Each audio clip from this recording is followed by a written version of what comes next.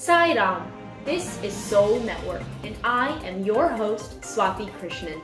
Welcome to episode 7 of the InSaider Lens, a special 10-episode series where we will take you on a beautiful spiritual journey across the nation. Along the way, we will collect valuable gems of different cities, their culture, and spirit, unveiling the cord that connects them with Swami's teachings. And last week, we enjoyed a special and inspiring Thanksgiving episode focusing on the glory of gratitude.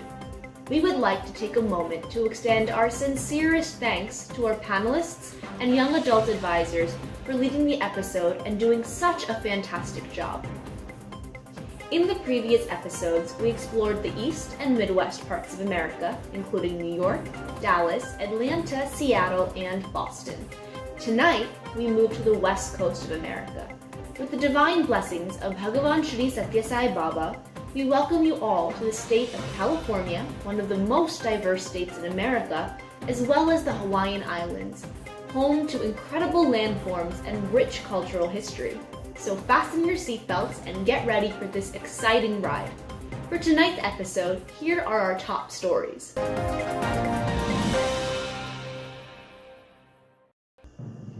On Tuesday, November 23rd, we celebrated our beloved Swami's birthday. We will see how centers across the country honor Shri Satya Sai Baba's 96th birthday with the theme, Divine Love is the Power and the Way. The Jewish Festival of Lights, Hanukkah, has commenced and we'll briefly cover its history and traditions. December is considered the month of giving. This time provides us a very special opportunity to give charity and take part in service projects, such as initiatives like Sai Relief. Our main segment will focus on medical camps, as well as various projects that provide disaster relief across the country. And finally, today's on-site reporters will take us through the history, the culture, and spiritual highlights of two regions on the West Coast. Region 7, Northern California, and Region 8, Southern California and Hawaii. Let's get started. November 23rd marked the 96th birth anniversary of Bhagavan Shri Satya Sai Baba. Shri Satya Sai Baba was born in Puttaparthi during the lunar month of Kartike, when Lord Shiva is especially adored. He was given the name Satyanarayana Raju, and his parents were Ishwaramma and Pedda Venkamaraju.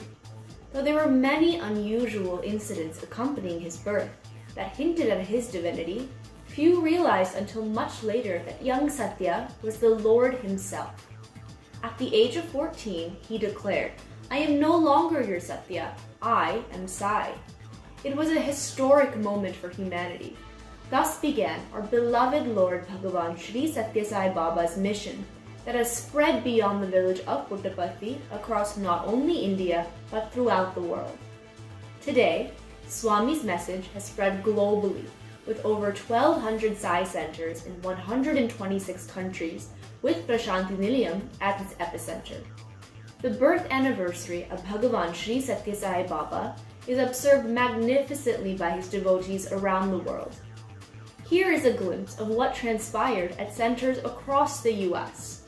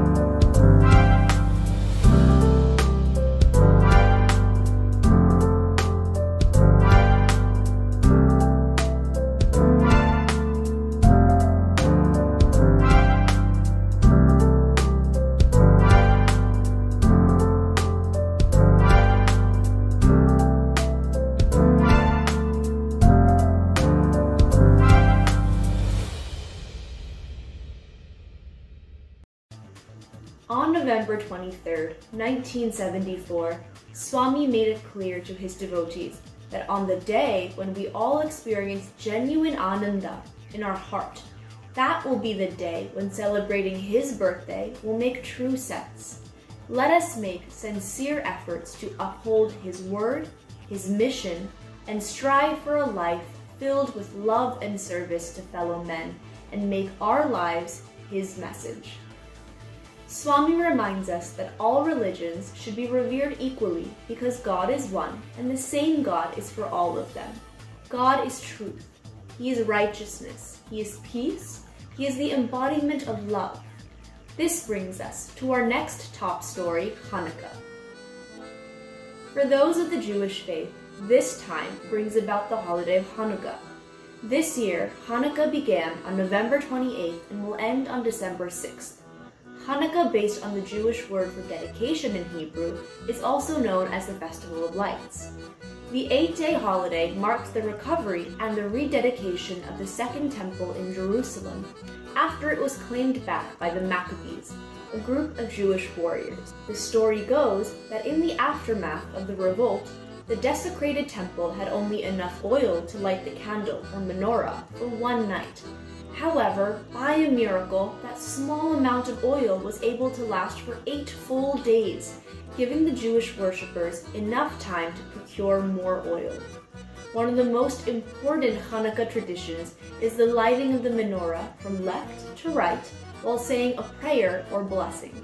There are 9 branches on the menorah because the one at the center is intended to light the others. During this holiday, families and friends gather together to celebrate the triumph of light over darkness. Traditions and the festival of Hanukkah reminds us that every individual has an innate holiness that can never be defeated by the negative forces. Just as in many religions, Hanukkah is a festival that celebrates hope and faith.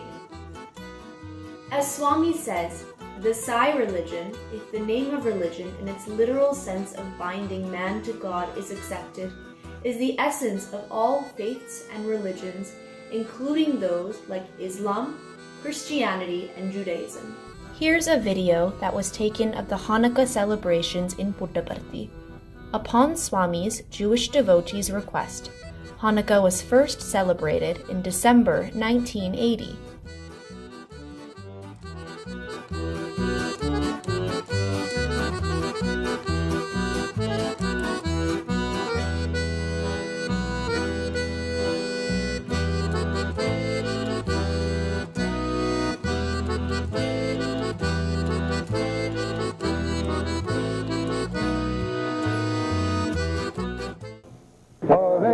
Shalom Aleichem, Avenu Shalom Aleichem, Avenu Shalom, Shalom, Shalom Aleichem, Avenu Shalom Aleichem, Avenu Shalom Aleichem, Avenu Shalom Aleichem, Avenu Shalom, Shalom, Shalom Aleichem.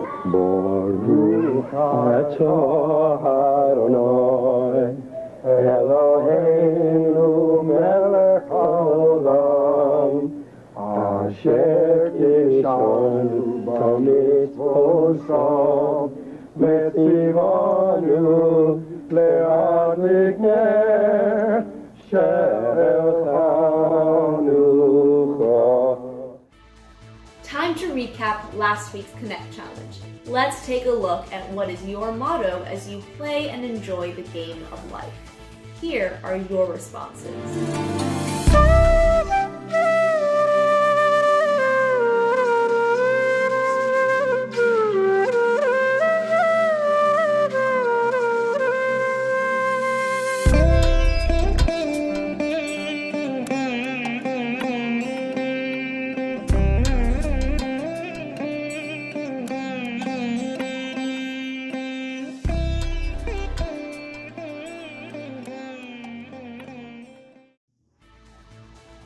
The Tuesday after Thanksgiving is known as Giving Tuesday.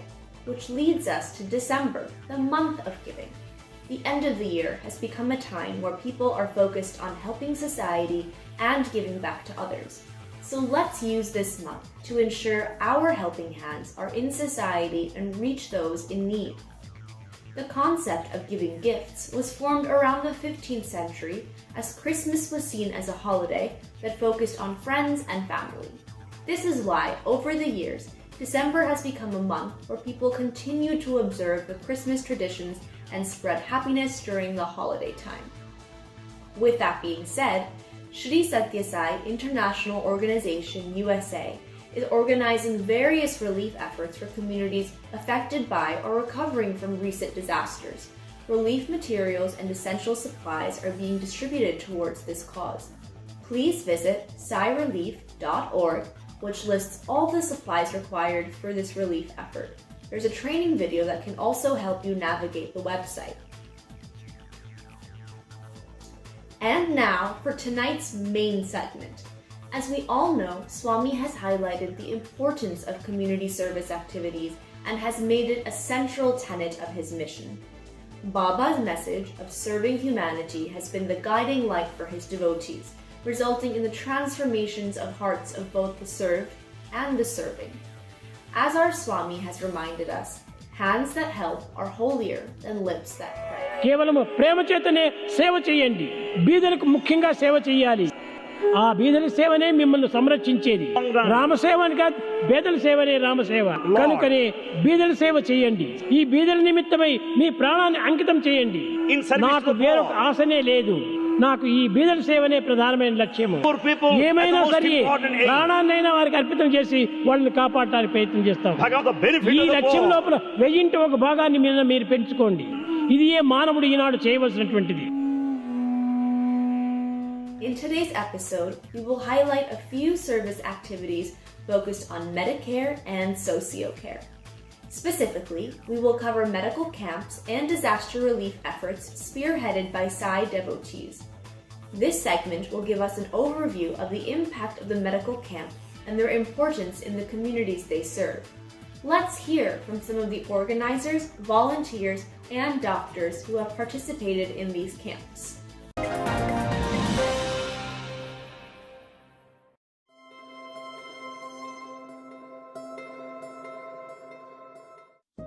In the United States, there is a great need for medical services as many Americans face health-related challenges without adequate access to health care. People experiencing homelessness, the working poor, migrant farm workers, elderly who have lost the ability to take care of themselves, all are in need of access to health care. For many, free medical screening camps may be the only option for much-needed access to healthcare services that may even save lives, as explained by volunteer translator Margarita. The medical camp has proven its worth many times. I recall an incident where a woman came in. She was undecided about completing the paperwork and going through the medical camp. We chatted for a bit. She reconsiders, signs the paperwork, and goes on through the camp. About 45 minutes later, an ambulance arrives to transport a patient to the emergency room. I was later made aware that the person transported to the emergency room had been the lady that had been undecided about completing the paperwork. The following year, she comes in, same woman comes in, and asks if I remember her. I said yes, and she said she wanted to thank me personally for encouraging her to complete the paperwork. She felt that the medical camp had identified a serious critical health issue and had saved her life. This organization opens its heart and demonstrates year after year how love all, serve all benefits us all. Sri Sathya Sai Baba has said that underserved populations should receive free medical services, as compassionate, high-quality health care is everyone's birthright. According to Dr. Joe Fanoff, chair of the U.S. Medical Committee, Sri Sathya Sai International Organization USA, there are 5 areas of needs that should be addressed in the free medical services we provide. 1.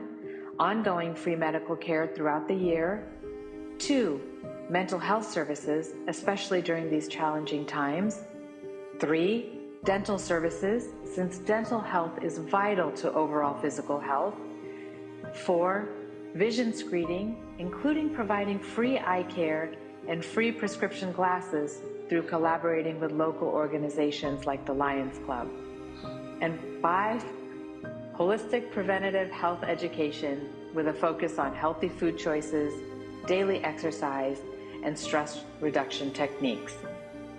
Los Angeles, the city of angels, is also known for its abundance, full of glitz and glamour, successful businesses, and top entertainers. Yet, alongside the abundance, many people in the greater Los Angeles area lack basic housing, food, and healthcare. For several years, a number of SSSIO members from Region 8 have been conducting free medical screening camps in underserved communities. The medical screening camp in Corona, California has been ongoing since 2004. The one in Oxnard since 2005, and Huntington Park since the year 2012. All camps have been paused since 2020 due to COVID concerns. Up to 500 patients were served at each of these camps. Medical screening camps promote good health by providing vital health screenings, diagnostic services, and preventative health education at no cost to patients.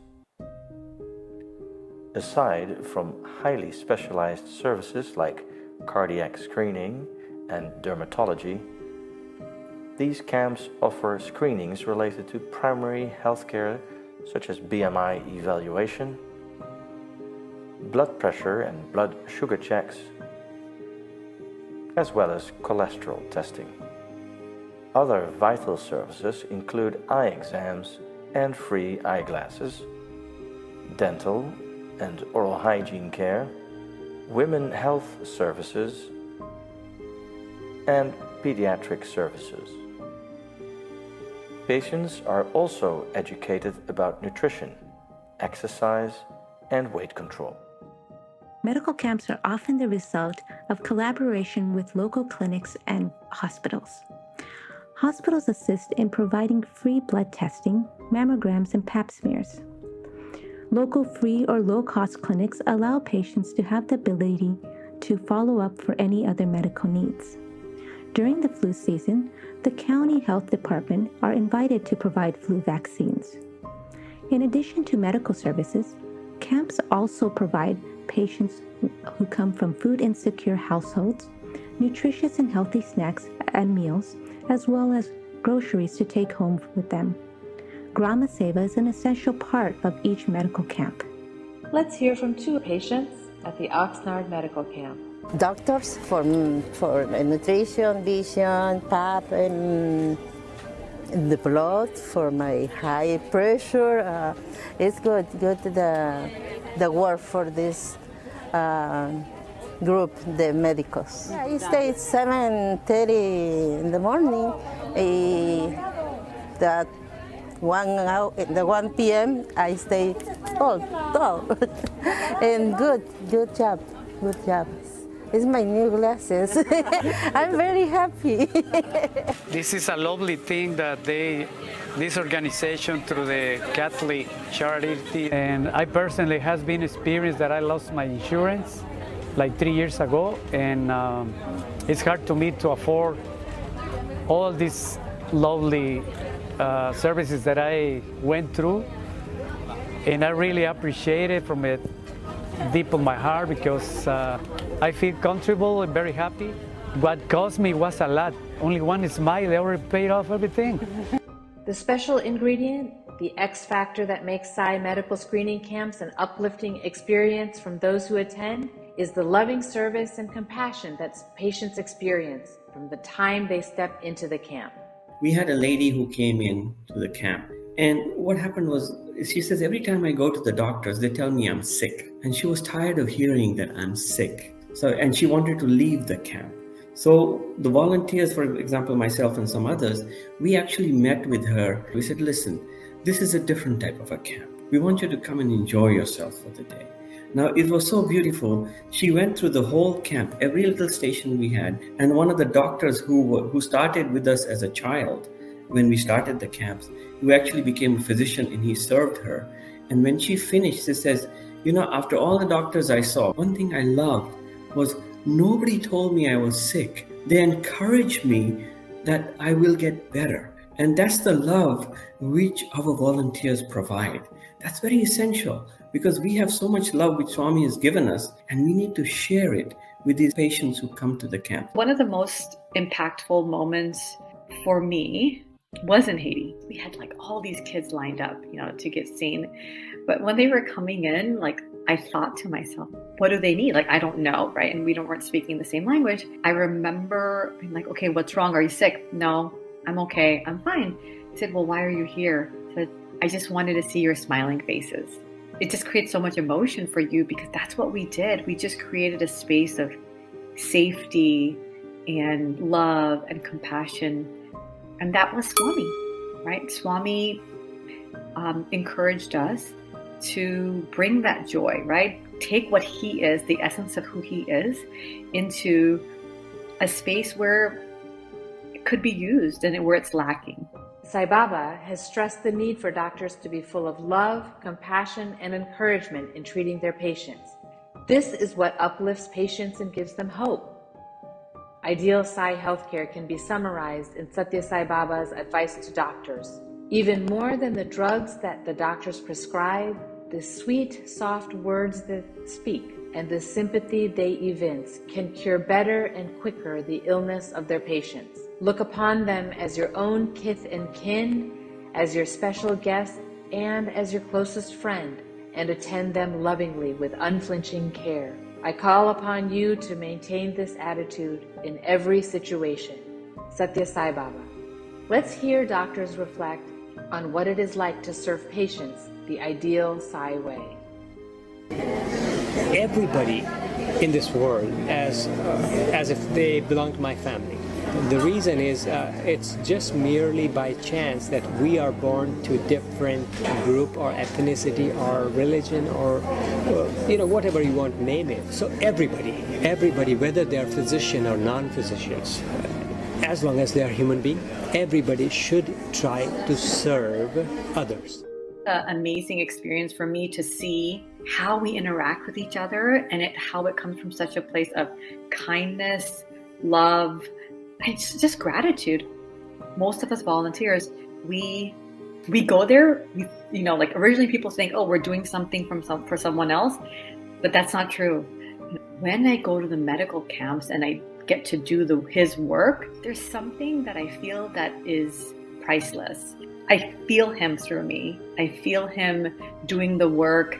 It's not about giving myself accolades at all. It's that closeness that I can get with him within.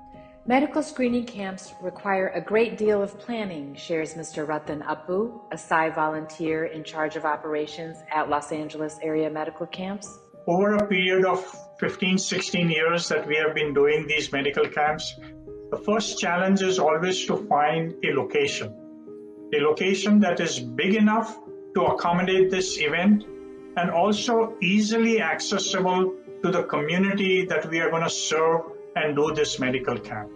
The second challenge is we really need to identify the services that we are going to give to the community. How do we do that? So there are local agencies, local county agencies that we can contact. There are usually obviously hospitals also there that we can talk with them, with their education department. We've learned over a period of time that we need to have a very smooth flow of our patients from the beginning to the end. We cannot have delays in each department.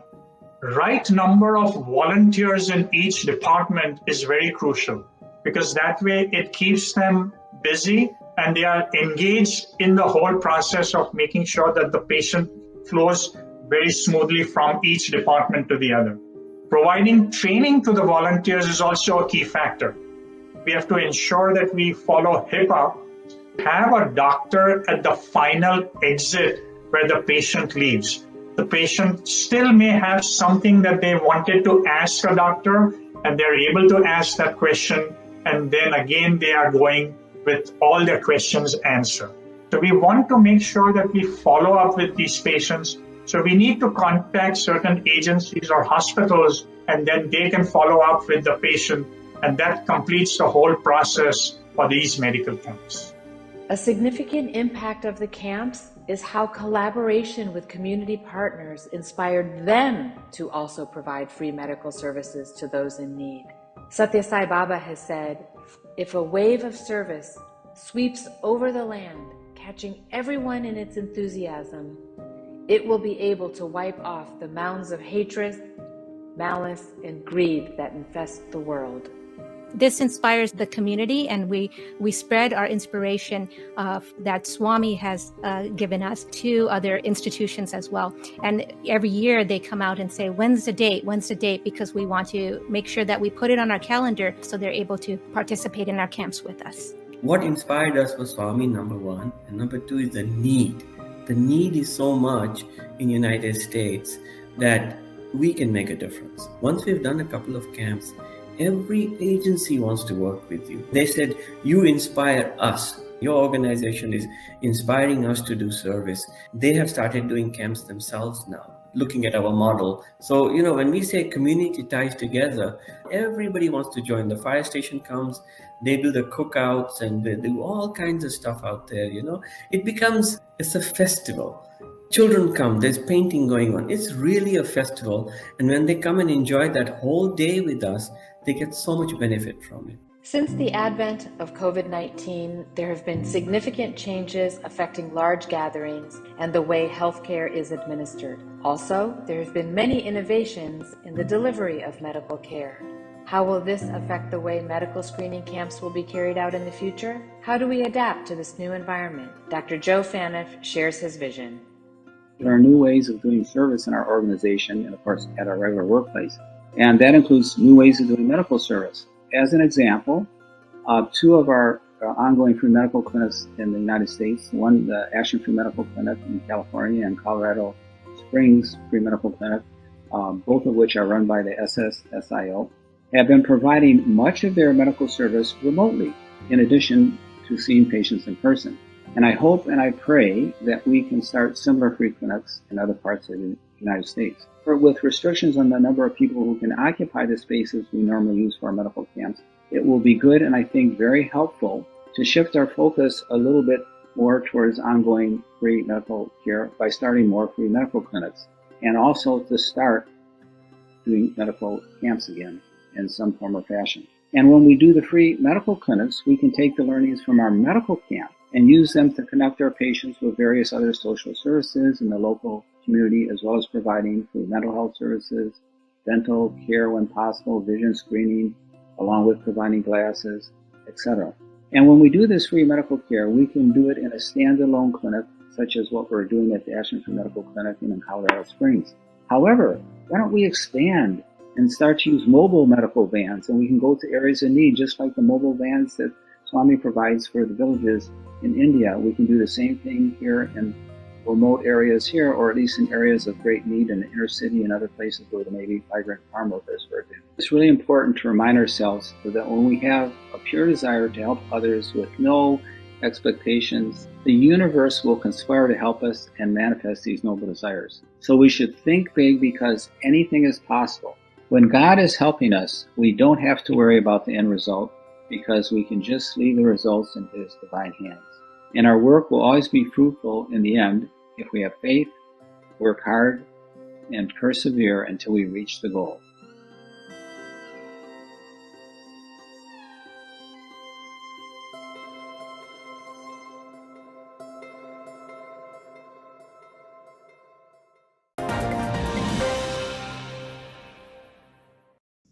It has been so wonderful to learn about the medical camps.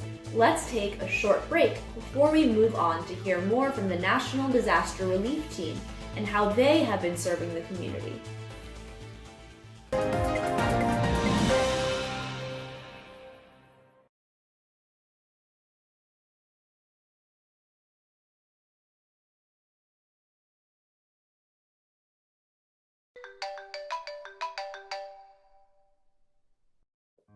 Hey Anna, I just heard you're leading this new assignment. What a wonderful opportunity to work on. Congratulations. Of course, I should be leading it. I have the most experience, better people skills, and I am obviously better than any of you here. So you better do what I say.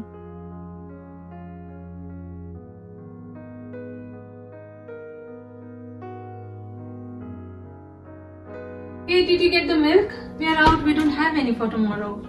What? How am I supposed to know? Why do you always have to ask me when I enter the house?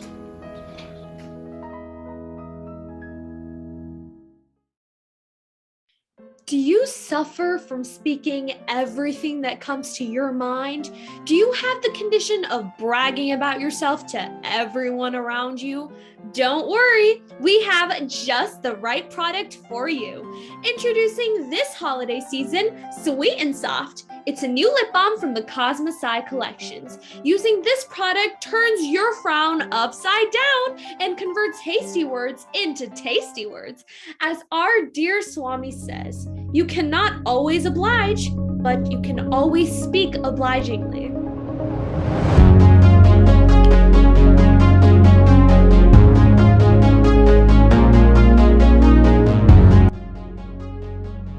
Thank you, Carla. It's a team effort and all of us are going to be leading it together.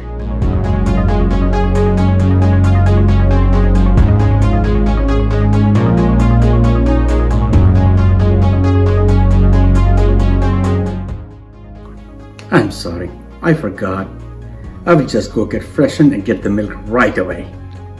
Millions of users across the world have benefited from Sweet and Soft. This product has made a difference in people's lives and relationships. Don't wait. Order yours today. Also in the works, Joyshin, a lotion that spreads joy and cheer. Pre-order Sweet and Soft and get Joyshin along with it. For more products and info, please follow the SSSIO collections. People in pain or ever a loss, oh brother, for which they crave relief. My task is to appease grief, wherever you may be, even in the farthest sea. If you are cheerful, never be doubtful, for soft and sweet speech is not only to teach that God speaks through you, always remember the cue. That God speaks through you, always remember the cue. Disclaimer, regular usage may lead to the risk of addiction to soft and sweet speech. While the product is fictional, remember that this product is available and accessible to one and all. The soft and loving speech comes from being in tune with the inner Swami in all situations and allowing the higher self to do the talking.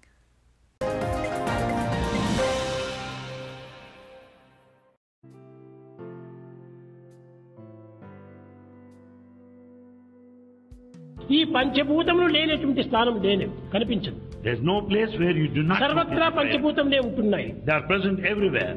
ఈ జగత్తునందు పంచభూతములు ప్రత్యేకంగా మనం చూస్తూ అనుభవిస్తూ ఉండినప్పటికీ పంచభూతముల యొక్క స్వరూపమే మానవుని యొక్క దేహం. In this world, we notice 5 of the elements we watch and experience, but the man is the very personification, the embodiment, combination of the 5 elements. పంచభూతముల యందు పృథ్వీ, జలము, అగ్ని, వాయువు, ఆకాశం, వీటిని శబ్ద, స్పర్శ, రూప, రస, గంధములని పిలుతురు. The 5 elements are the earth, the water, fire, the air, and ether. Represent the 5 of the senses, the sense of perception, the sense of cognition, the sense of touch, the hearing.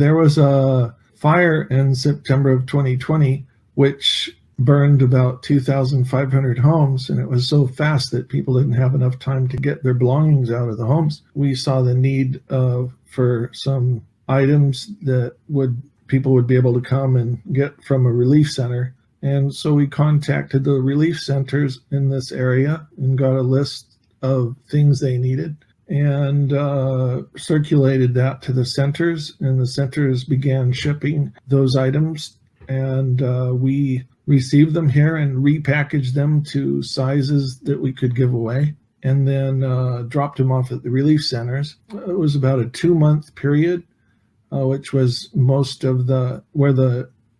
people were coming to get items from the relief centers. So we gave away lots of items to the relief centers, and they were very happy to receive the items, especially when they were repackaged into sizes that they could give away. So they were very happy about that.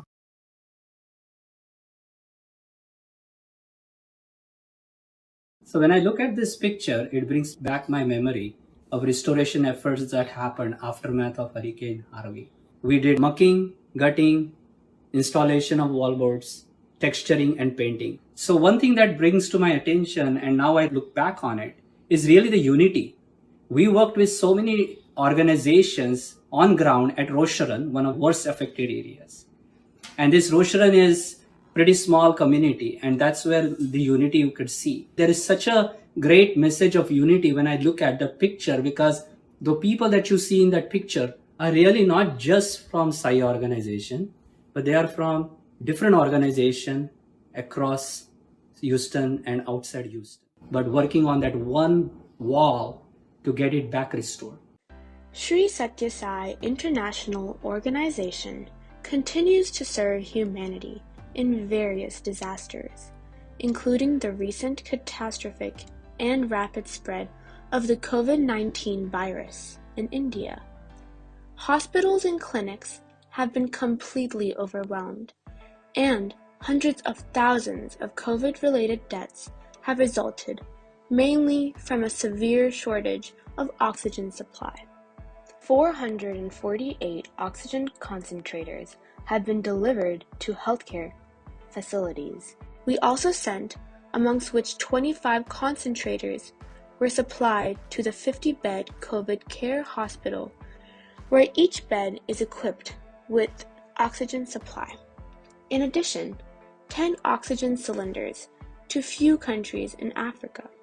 When it became apparent that there was a national shortage of face masks for healthcare workers, as well as the public in general, the homemade mask and PPE service project was initiated to make face masks to donate to healthcare professionals and patients in the local hospitals. Volunteers meticulously prepared the masks according to specified guidelines and painstakingly checked every mask to ensure that there were no defects. The SSC students prepared thank you cards to express their gratitude and support to the healthcare workers. By the end of June 2020, the SSSIO-USA had delivered more than 34,000 face masks, 1,525 face shields, and 700 gowns. Another key challenge faced during the pandemic was access to accurate and up-to-date information for affected individuals. To help with this gap, some of the alumni from Sri Satya Sai Educational Institutes at the Sai Krishna Charitable Trust set up volunteer helplines. The calls on the helplines went from just 1 or 2 a day to over 1,000 calls per day. Many volunteers from the United States started actively contributing in every way they could. It started off by supporting the helpline on-call volunteers on the back end by organizing call and request information in a spreadsheet and on WhatsApp groups in response to thousands of calls per day across the nation, and even automating some of the call management. The prolonged pandemic has caused loss of jobs in several sectors of the economy worldwide, Sri Satya Sai International Organization partnered with 2 agencies in the city of Bengaluru, India, to provide dry food rations for 4 weeks to over 1,000 families of construction, domestic workers, daily wagers, and migrant workers.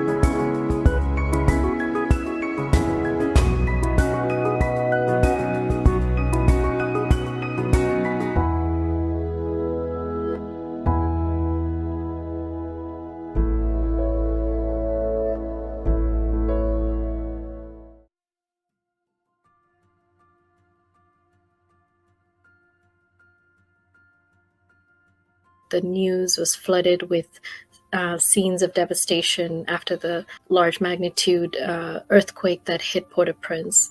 I remember looking at the scenes and thinking to myself, this is something that we ought to come together and help out, not only as medical professionals, but also non-medical professionals. And there were enough people excited and interested in working in disaster relief projects in our region. I remember approaching Hari Uncle at that time, looking to see if there were any way that we could all fit in and do our part in helping out our brothers and sisters over in Haiti. And what ensued was a series of aha moments and serendipities that led us to working closely hand in hand with the Haiti SSSIO organization. And over the next 10 months, we saw a huge effort from the SSSIO organization also in the US, sending groups of people and was really blessed to be able to not only go on the ground several times, but also help orchestrate some of the groups that went remotely. Personally, for me, it was transformative in many ways as a physician who had just come out of residency, wanting to do something on the ground, and also having a background in disaster management. This was something that I felt like I could put my skill sets to use. And I think during this course also had many, internal interviews with Swami, during which I felt like, this was precisely what I was supposed to be doing. And even though that year couldn't go and see him physically in Parthi, I felt like he came to visit us in Port-au-Prince in multiple occasions. In Philippines, with Baba's blessings, we were there for the rebuilding of a elementary school. It was called San Isidro Elementary School in a local town called Palo in Leyte. There was a new build of a maternal and infant care clinic in a village called San Jose in a town called Dula. Then there was Narayana Seva. Every day, Baba's organization prepared meals for lots of school children. And we used to take it in the pots into the schools, into the villages, and the villages were called barangays, and you go and you serve. The medical camps every week, the doctors would come in and they would bring all their medicines, because you cannot find medicines very easily in Teklo. So the same The same procedure everybody used in Haiti was mimicked in Tacloban. We are really thankful to SSSIO organization, Region 10, for their support in rebuilding Rosharan. There are more than 214 houses there which were impacted a lot by Hurricane Harvey in 2017. SSSIO organization stepped up, rebuilt 25 total lost homes, helped patch up around 150 partial lost homes, and also helped rebuild 79 greenhouses. Thank you to volunteers from SSSIO organization, which would come week after week as a trusted partner to help us finish this rebuild and rehabilitation project. Every age group that came in today left the cafeteria with smiles on their faces. And it's because of you. We cannot thank the SSSIO group enough for your time, your talents, your treasure, all of those things that came together to make our Christmas a little bit better. I just want to thank the SSSIO group for coming from so far just to give us a hand. This afternoon we had a new burst of energy that came from the SSSIO group. They came to deliver some more supplies to us. Thank you. It's been an awesome time. Thank Amen.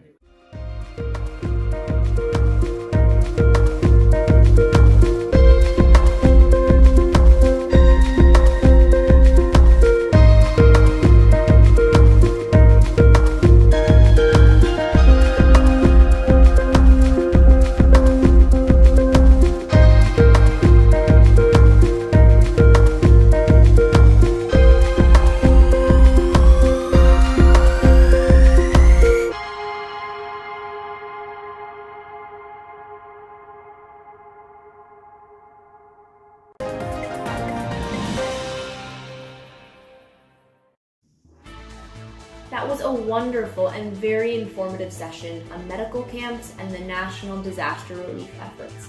If you are interested in learning more about these initiatives, please go to scirelief.org to learn more about the Hurricane Ida Relief Project. Now we will take a short break with this week's public service announcement.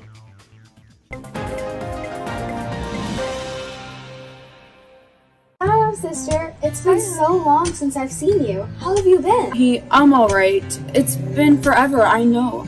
I've been really busy with Swami service activities. I've been doing it almost every day. I don't think it could be done without me.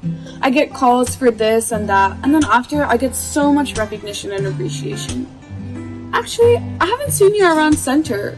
Why don't you come anymore? You should be a part of service activities, you know. You shouldn't think about only yourself. That's amazing, Fly.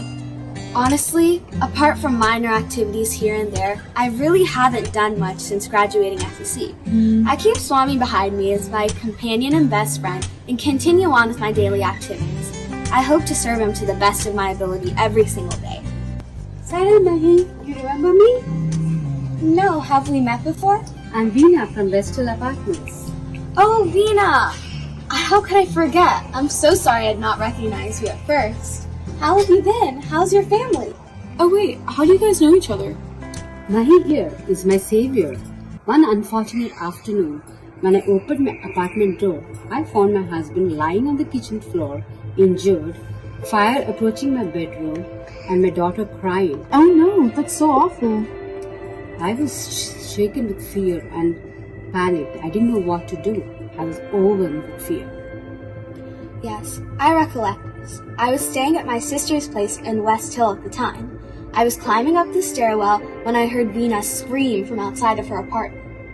I was so impressed how calmly she grabbed the extinguisher, doused the fire, and made sure my husband and daughter are safe. I would not have pardoned myself if I couldn't save them. I'm thankful to Swami that both of you are all right. Mahi, that was so impressive. Where'd you learn these skills from? Oh, it's nothing. Earlier this year, I took a course called the Community Emergency Response Team. This prepares volunteers for disasters and hazards that may occur in their area. It trains them in things such as fire safety, light search and rescue, team organization, and disaster medical operations. It's very impactful on multiple levels, and I thought it might be useful for the future. Moreover, CERT is free of cost. It's just call and register. It's available in every city and county. Yes, Mahi, I was so impressed after how well you handled this situation that I registered myself and took the CERT training immediately. Now I'm a certified CERT volunteer. Wow, I'm so glad. CERT helps people build an understanding of prioritizing emergencies in any situation before professional help arrives. I'm honored to know both of you. Here I was selfishly boasting, while you both have been the true silent heroes as Swami's instruments. I feel humbled. I want to apologize to you, Mahi, for my attitude. Oh no, we are all serving Swami in many different ways. He is the one who chooses to use us in his divine mission in the appropriate manner. We are all merely playing our parts. Very well said. This conversation has truly opened my eyes. I was thinking that quantity of service matters more than quality. Both of you have proved to me that simple acts of service can also make a positive impact on society. You both have inspired me so much. I think I'll take the CERT enrollment today as well.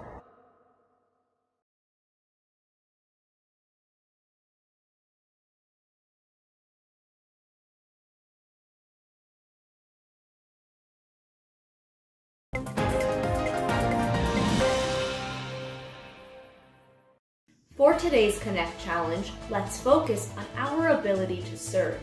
What is one thing that you have always wanted to do to help your local community?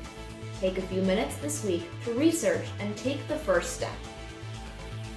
Now over to Aditi, our on-site reporter who is in search of El Dorado, the lost city of gold in the golden state of California. Let's see where the treasure hunt takes her. Thank you, Swati. My search begins here in San Francisco, as I heard it has a gate that will lead me to gold. The historic city of San Francisco is built on more than 50 named hills. Established in 1848, the city's Chinatown is the oldest in North America. It is the second largest Chinatown outside of Asia, measuring a mile in length and half a mile wide. Here's a fun fact for you. The popularity of fortune cookies began in the late 1890s when a Japanese immigrant from San Francisco started serving them at the Golden Gate Park's tea garden. By the way, I have a few here from my favorite Chinese restaurant. Let's see what it says. Ooh, the fortune I seek is in the other one? Yeah, right. Okay. Oh, the road to riches is paved with homework. Well, I guess I won't be finding my riches here anytime soon. My next stop then is going to be the Golden Gate, for I'm sure there is a reason it's called that. The world-famous Golden Gate Bridge was actually supposed to be black and gold. However, Irving Morrow, the bridge's consulting architect, noticed the striking red-tinged primer coat on some of the steel and advocated that the bold red-orange tone would complement the grey fog, green hills, and blue sky and water. And he sure wasn't wrong. After a lot of convincing, the striking color for the bridge was approved. Although the gate is not gold, it is named after the Golden Gate Strait, which is a channel of water connecting the San Francisco Bay to the Pacific Ocean. A golden gate indeed to trade with the Orient, as commented by John C. Fremont. Well, it might have been a golden gate for them, but it's a dead end for me. And so I'm going to try my luck next in the Valley of Riches. How can we talk about California without mentioning Silicon Valley? Located in the southern parts of the San Francisco Bay Area, the Silicon Valley is home to many of the world's largest high-tech corporations, including some 30-plus businesses from the Fortune 1000 and thousands of startup companies. Well, all is not really well in this Valley of Riches. From 2010 to 2015, one major crisis faced in the Silicon Valley was a housing shortage, caused by a market imbalance between the number of jobs created and the number of housing units built. This shortage drew home prices extremely high, far out of the range for production workers. To combat homelessness, big tech companies are now partnering with organizations that provide services to the homeless by providing affordable units, buying encampments, converting hotels and motels to temporary shelters, and providing food, supplies, and various other forms of social services support. It seems that my luck here in Valley of Riches has not yielded me any riches either. Perhaps the ancestors of this land may know a thing or two about hidden treasures, and so my next stop is going to be their sacred center, Mount Shasta. One of the magnificent mountain peaks, located roughly 50 miles south from the Oregon-California state border, is Mount Shasta.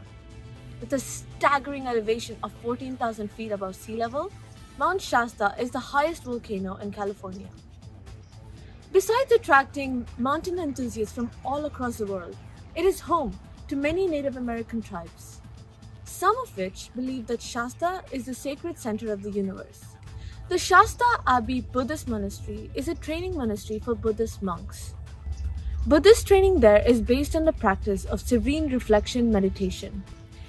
This practice is for both the outward behavior in service to others as well as for the inner practice of cleansing one's own heart.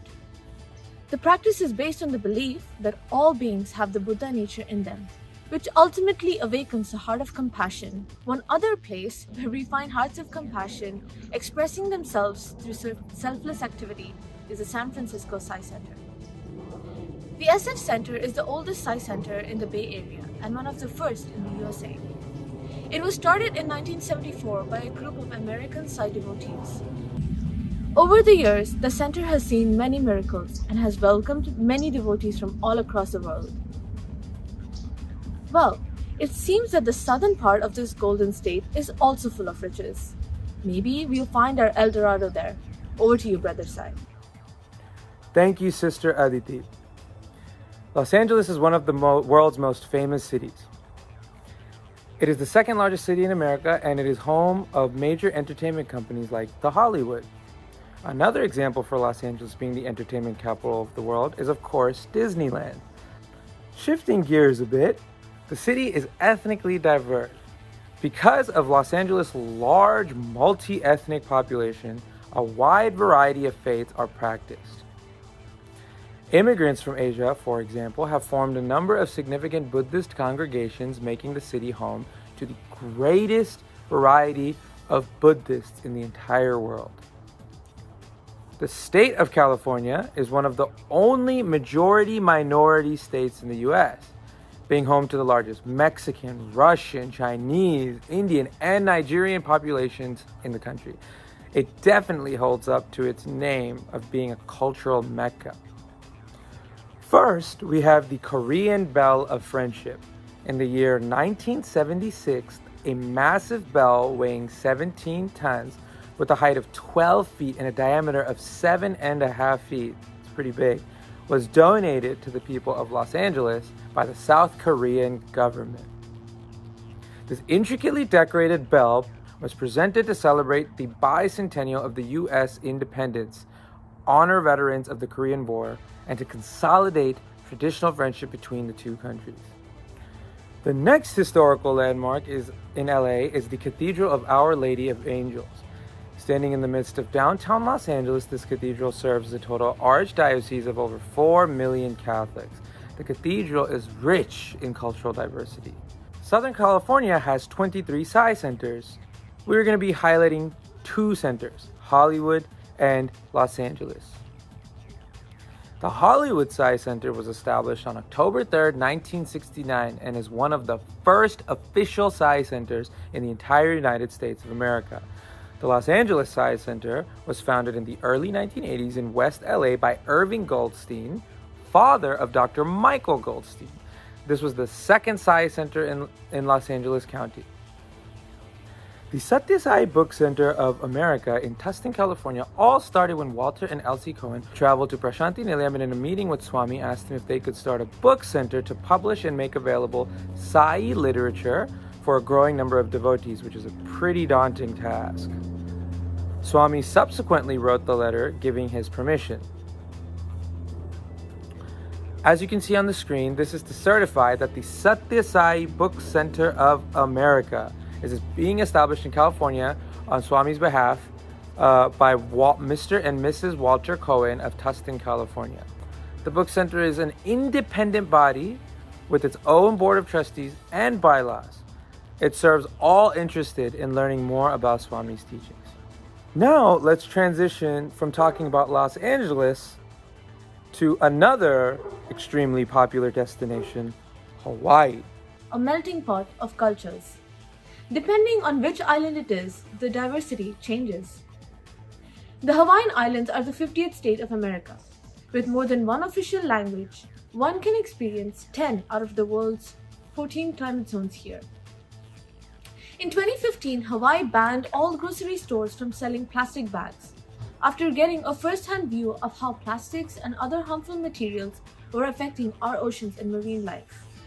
Starting Jan 2021, Hawaii also banned the use of single-use plastics. The incredible volcanic region of the Hawaiian Islands extends all the way from California into the islands, making it a home of incredible geology. Maui is the second largest volcanic island and owes its formation to past volcanic activity. The spiritual essence of Hawaii is probably one of the most felt but least understood experiences of the Hawaiian Islands. The locals there refer to the spiritual energy as mana and hold it in highest regard, for it is the divine spark of life that permeates all living beings. Since the beginning of time, Hawaiians have gone through many cycles of worship. But regardless of the religion, they have continued to maintain and express the original knowledge of divine spirituality. By doing so, they share with all the visitors and all those who embrace the Hawaiian culture the beautiful spiritual essence, aloha, which signifies humility, unity, helpfulness, and harmony. More than a greeting, aloha is a way of life. Over to you, Swati.